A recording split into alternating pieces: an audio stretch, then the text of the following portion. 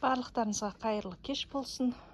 Мен осы видеомды жана қызанақтарды бөлек жеке-жеке өстіп стаканға отырғызып жатып, осындай бір айырмашылық, өзгешеліктерді көрген кезде видеоға түсіріп айтып қалайын.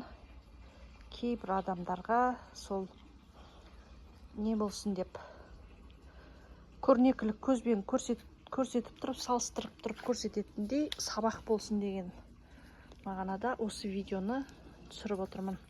Бұл видеода мына қызанақтардың айтайын деп тұрғаным, осы қызанақтардың көшеттері міне бойлары енді 10 сантиметрге жетер жетпес. Ыдыстары кішкентай ұяшықтарда. Сондықтан осындай міне өсу барысы. Міне қасында тұрған стаканда тұрған, сол сұрып, сол бір күнде отырғызылған. Бірақ міне арасынан кішкене көрдіңіздер ма, бос ұяшықтар тұр, сол жерден алып стаканға отырғызып бастаған өткенде бір.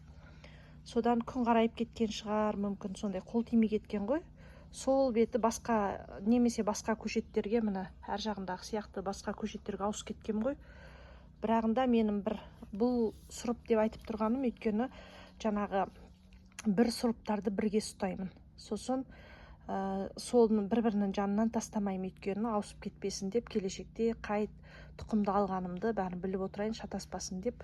Мына жақтарда тұрған сұрыптар әні прищепка көрініп тұр. Сол жерде жазылып тұр, мысалы дикая роза деген сұрып, солар барлығы бірге тұрады. Мынау белый налив деген бірге тұр. Мынау волгоградский деген бірге тұр. Сол үшін мынау екеуі бірге жүрген бір сұрып, сол бір күнде отырғызылған. Бірақ өткенде ертерек мына стаканға отырғызып қойғандықтан, анау несін көрсін деп айтайын деп тұрмын ғой сіздерге. Айырмашылығын көрсін деп.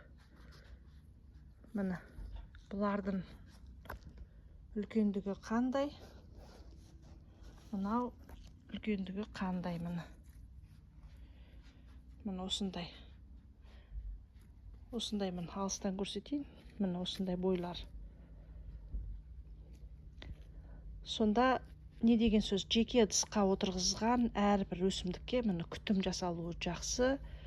Сондықтан осындай жеке ыдысқа неғұрлым уақыт болып жатса, ертерек отырғызсаңыздар болады. Міне общий отырғызып қойып, өстіп менікі кішкентай болды деп айтып жатады, өспей қойды деп. Бұл ұяшықтар бәрібір аздық етеді екен. Міне қазірдің өзінде айтушы едім ғой, бір-біріне кедергі келтірмеу керек деп. Қазірдің өзінде негіз кедергі келтіріп тұр, баяғыдан кедергі келтіріп тұрған, бірақ қолым нақты тимей жатыр бұған.